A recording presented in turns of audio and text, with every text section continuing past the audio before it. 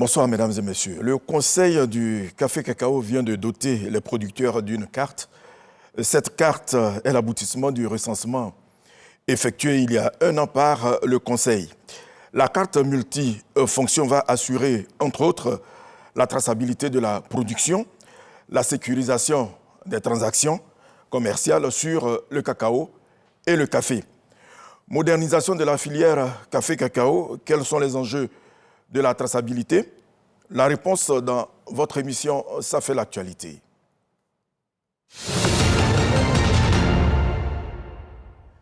La carte du producteur a été élaborée pour répondre aux exigences contemporaines du marché mondial. Une réponse à plusieurs questions liées au bon fonctionnement de la filière depuis la production jusqu'à la commercialisation. À quoi va servir la carte du producteur? David Soyo et Astou Touré. Plus d'une centaine de producteurs de café cacao ont reçu le 6 mars dernier des cartes d'identification uniques baptisées la carte du planteur. Une innovation dans la filière, pilier de l'économie ivoirienne, qui vient pour rassurer une traçabilité de la production, sécuriser les transactions commerciales et respecter les prix borchamps fixés par le gouvernement. Une initiative à mettre à l'actif du Conseil Café Cacao. Cette carte permet de donner de la sécurité aux planteurs. On ne manipulera plus de l'argent. Les planteurs recevront leur argent en toute sécurité sur les cartes.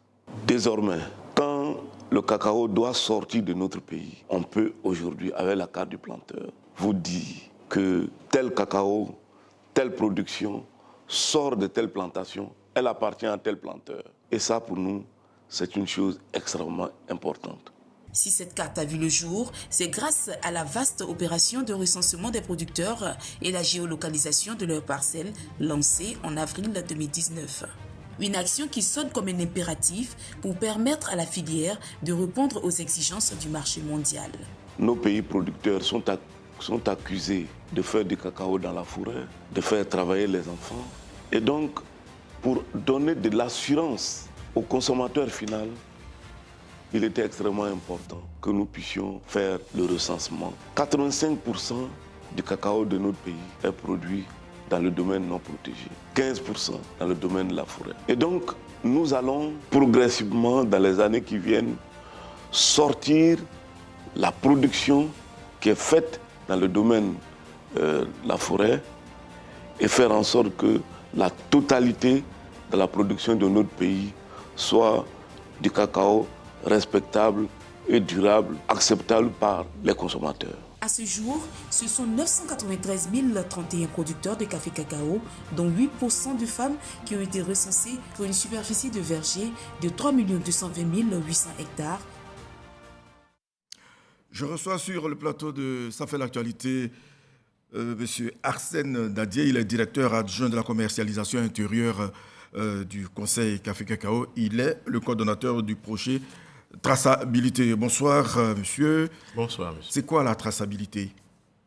Alors, tout d'abord, je voudrais adresser mes remerciements à la Direction générale de la RTI pour l'opportunité qu'elle nous donne de venir présenter le système de traçabilité du Conseil du café cacao pour la filière et la carte du producteur de café et de cacao. Alors, pour revenir à votre question, la traçabilité peut être définie comme le processus qui consiste à identifier l'origine d'un produit et à reconstituer le parcours de ce produit-là, de son lieu de production jusqu'à la distribution.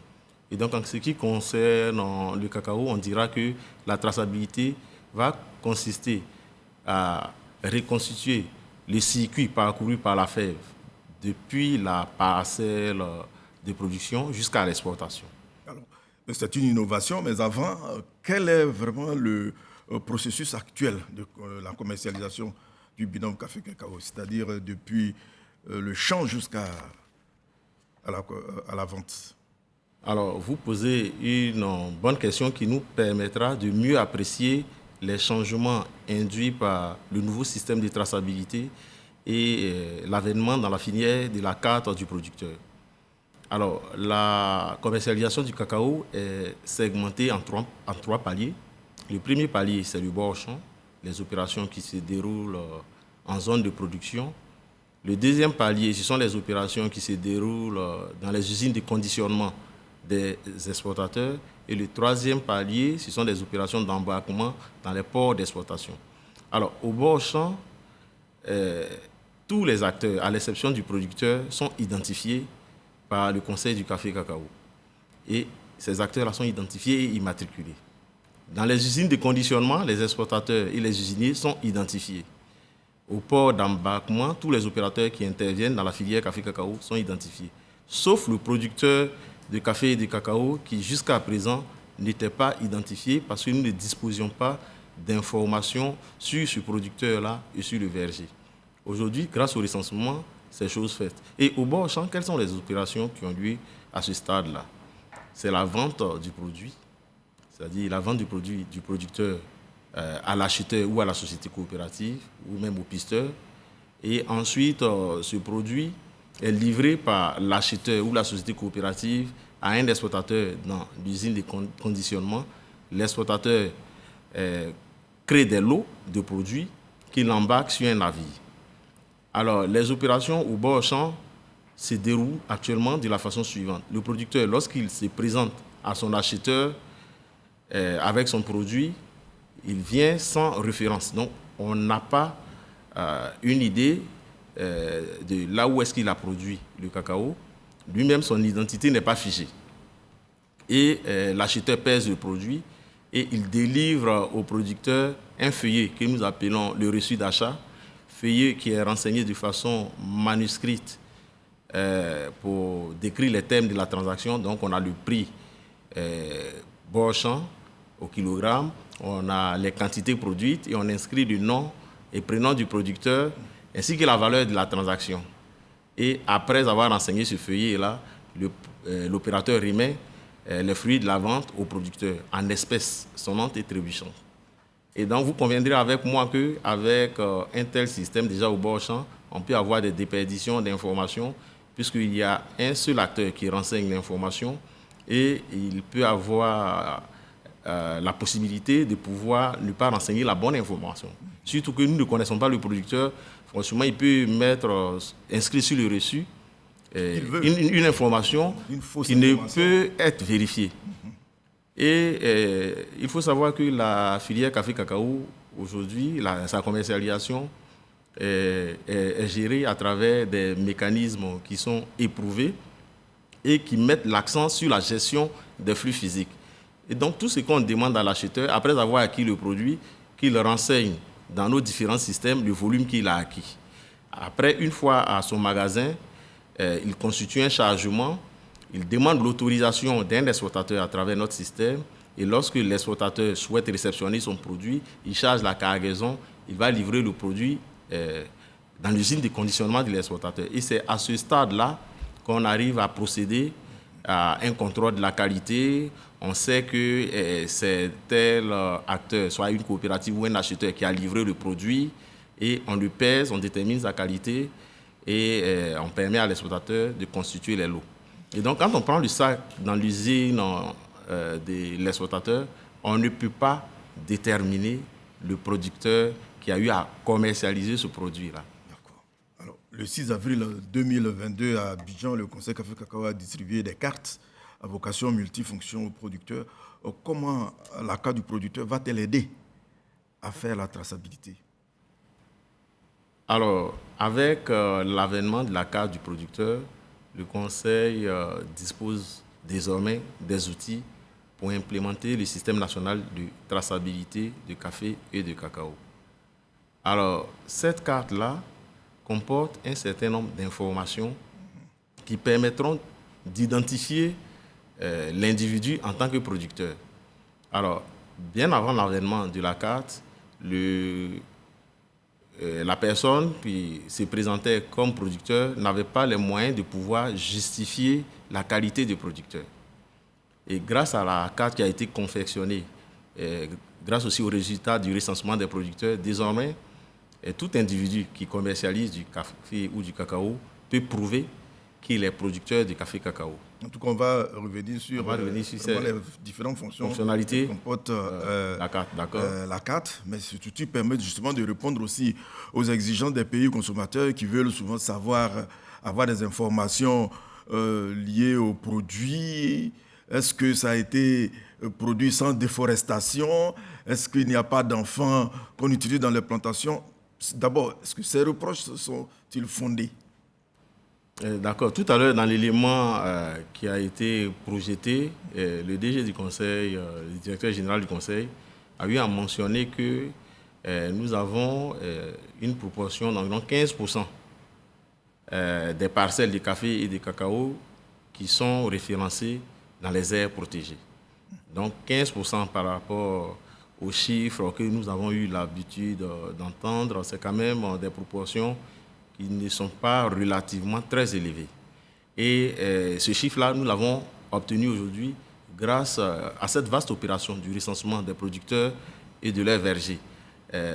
Cette opération nous a permis d'établir la réalité des chiffres en matière de production du café et du cacao dans les aires protégées. Et donc, nous disons aujourd'hui que quand même, ce phénomène-là est circonscrit.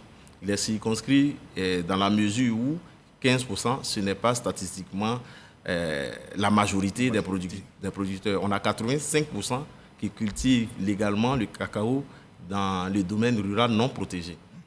Alors, vous avez parlé de vaste opération d'envergure. Ce recensement-là a eu lieu, a démarré, je crois, le 15 avril 2019. Alors, combien de temps ça a pris? Alors, le recensement a duré 2 ans. Alors, il faut dire qu'avec la survenance de la pandémie à Covid-19, l'opération en 2020, l'opération de recensement a connu quand même un ralentissement. Mais sinon, normalement, l'opération devait s'inscrire dans un délai de 1 an. Alors, donc, l'opération a duré 2 ans et elle a permis quand même à nos agents de parcourir toutes les localités à l'effet d'identifier les producteurs de café et de cacao et de lever leur superficie. Alors, comment ces producteurs ont-ils accueilli le recensement? D'accord. Alors, nous avons réalisé le recensement avec aujourd'hui un résultat relativement satisfaisant parce que nous avons couvert environ 90% de la population cible que nous avons projetée dès le début du recensement. Et donc, nous pensons que le taux de couverture est significatif. Aujourd'hui, vous pouvez estimer à combien de producteurs recensés? Alors, le chiffre a été communiqué dans l'élément tout à l'heure que nous avons visualisé. Nous dénombrons nous dénombrons exactement 993 033 producteurs recensés. Combien de... La proportion donc, la proportion, la proportion, oui, effectivement, et les résultats du recensement ont confirmé que le cacao est majoritairement produit par les hommes à 92% et donc à 8% pour les femmes. Alors, quelle est la suite pour ceux qui ne se sont pas fait recenser, donc qui n'ont pas la carte?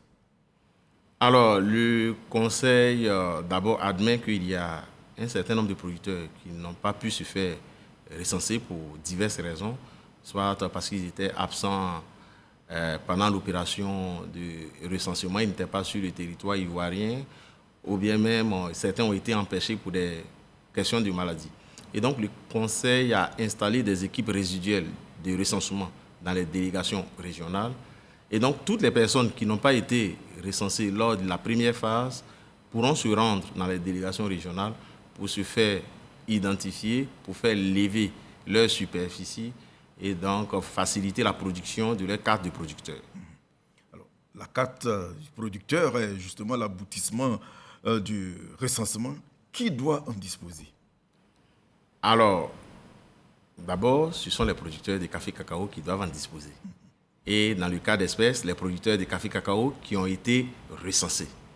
Et donc, l'objectif visé par le Conseil, c'est de faire en sorte que tous les producteurs puissent avoir leur carte de producteur café-cacao, de façon à ce que lorsque nous allons lancer le système de traçabilité, aucun producteur ne puisse être en marge de ce système-là. La distribution de la carte est donc lancée. Quelles sont ses fonctionnalités? On revient maintenant dans les détails, ce que cette carte-là comporte. D'accord. Ce que elle peut permettre de faire. D'accord. Alors, d'abord, il faut dire que la carte a été conçue sur la base de deux technologies principales. D'abord, elle comporte un QR code qui renferme l'ensemble des informations sur le producteur et son verger. Donc, nous avons à l'intérieur du QR code, d'abord, le matricule qu'on attribue désormais aux producteurs de café cacao et qui figure sur cette carte-là. Nous avons sur le QR code l'ensemble des superficies de café et de cacao cultivés par ce producteur-là. Et grâce au QR code, nous avons une estimation du potentiel de production et donc de commercialisation du producteur. Alors, cette carte-là permettra désormais de contrôler aussi le volume que peut raisonnablement vendre, le volume de café ou de cacao que peut vendre un producteur compte tenu des superficies dont il dispose. Et cette carte comporte aussi des informations sur le ménage du producteur. Alors, cet élément-là est très important dans la mesure où il nous permet de nous fournir des indicateurs dans le cadre de la lutte contre le travail des enfants. Si dans la composition du ménage du producteur, on constate que il y a des enfants qui sont en âge d'être scolarisés, mais qui ne le sont pas, cela constitue un véritable foyer de risque d'utiliser ces enfants-là dans les plantations. Et donc le Conseil, en collaboration avec les structures qui ont en charge la lutte contre le travail des enfants, va diligenter des programmes pour pouvoir faciliter la scolarisation de ces enfants-là. Et la deuxième fonctionnalité de la carte, c'est qu'elle est dotée d'une puce bancaire. Alors, généralement, quand on prend une carte magnétique, il n'y a pas de photo sur la carte. Mais de façon spécifique pour le producteur, on a tenu à ce que, pour des raisons de sécurité, on puisse faire figurer la photo du producteur sur la carte. Et cette carte-là va servir aussi de support des transactions. Désormais, pour vendre son produit, le producteur va présenter la carte à son acheteur et le produit qui aura été pesé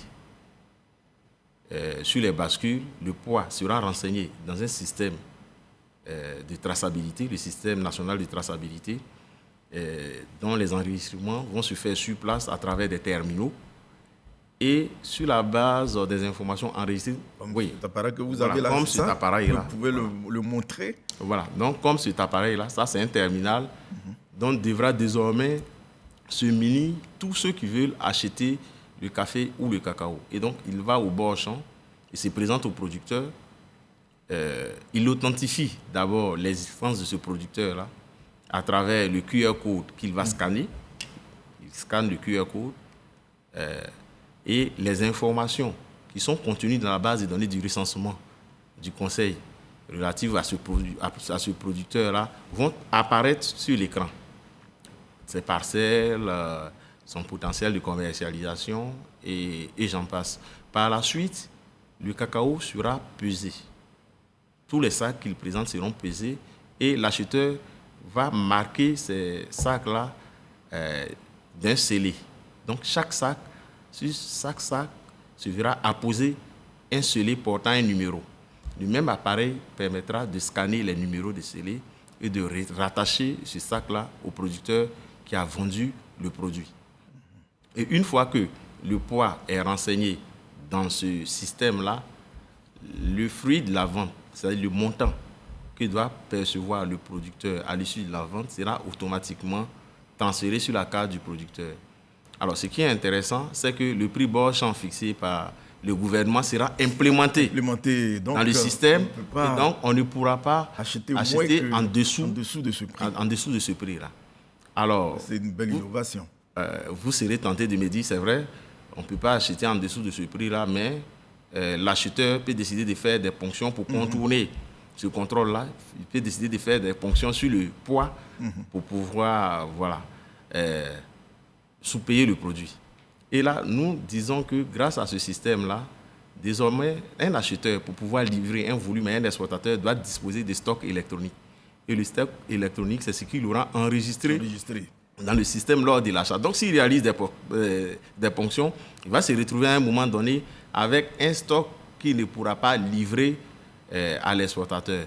Et donc, le système comporte en lui-même des moyens d'autocontrôle qui permettent de le sécuriser et de sécuriser aussi le revenu du producteur. Oui. Permettez-moi de revenir un peu sur les scellés. À partir du moment où, à l'acquisition du produit, on pose un identifiant qui est le scellé avec son numéro, lorsque le produit est livré à l'usine de l'exportateur et qu'on souhaiterait savoir d'où provient ce produit-là, on a la latitude d'interroger le scellé et de remonter jusqu'au producteur.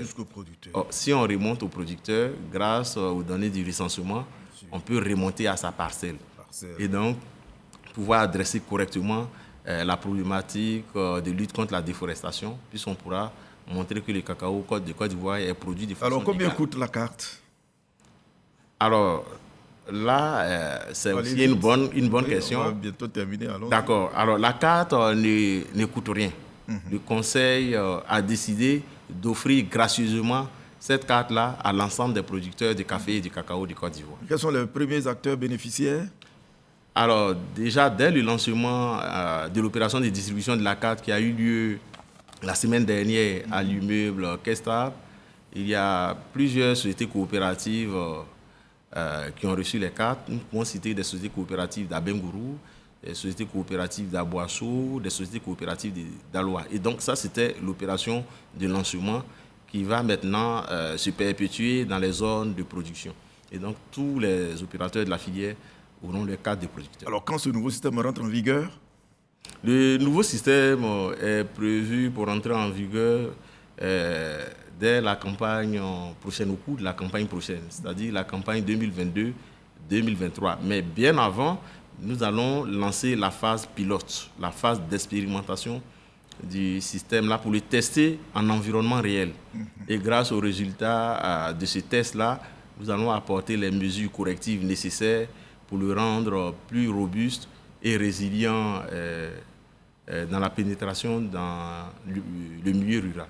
Vous avez aussi la possibilité de contrôler la qualité désormais. Savoir que tel cacao qui vient de, je dis n'importe quoi, une ville comme ici, est de qualité ou pas, n'est-ce pas?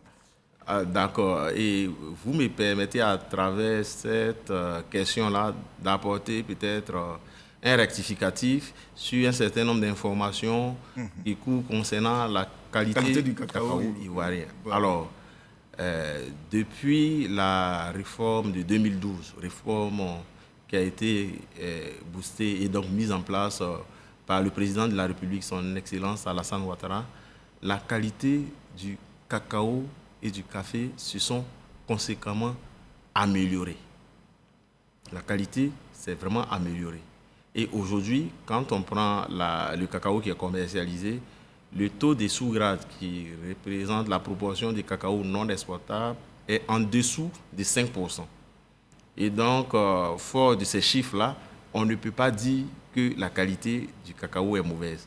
Mais il y a encore quand même un certain nombre d'actions à mener pour le rendre encore plus meilleur. Et c'est la raison pour laquelle, aujourd'hui, avec le système de traçabilité, c'est-à-dire ça va confirmer la qualité, puis on pourra identifier à travers les sacs, les marquages sur les sacs, les producteurs qui ne réalisent pas, qui ne font pas du cacao de bonne qualité. Et donc, on pourra dimensionner des programmes de sensibilisation et d'accompagnement envers ces producteurs-là pour qu'ils puissent prendre en marche le train de la qualité et améliorer la qualité des fèves qu'ils mettent à marcher. Alors, selon le directeur général Yves Brahima Koné, la carte constituera, je le citais, le socle sur lequel sera bâtie l'interprofession de la filière café-cacao. Qu'en pensez-vous pour terminer? Alors, effectivement, dans mon introduction, j'ai eu à dire que grâce à la carte du producteur de café-cacao, tous les producteurs sont désormais identifiés. Nous avons identifié tous les producteurs. Alors, pour désigner les représentants des producteurs dans les organes de gestion au niveau régional, départemental, sous-préfectoral, il faudrait organiser des élections. Alors, qui pourra participer à ces élections-là? C'est bien entendu Ceux qui sont les recensés. producteurs de café et de cacao qui sont recensés. Et donc, la carte va faciliter l'installation de l'interprofession par la désignation des membres de cette interprofession-là de façon électorale et démocratique. Et donc, plus personne ne pourra se plaindre du fait qu'il n'a pas été associé, sinon il n'a pas été consulté pour la mise en place de cette interprofession-là, parce que ce seront des représentants dûment désignés par les producteurs eux-mêmes pour participer à la vie de la filière à travers les structures de gestion. Je recevais M. Arsène Dadier, coordonnateur du projet Traçabilité. Il est venu parler des enjeux de ce nouveau système qui constitue un pan de la modernisation de la filière café et cacao. Merci, monsieur le directeur adjoint. Merci beaucoup. Cette émission est terminée. Bonne suite de programme sur RTI 1. Bonsoir.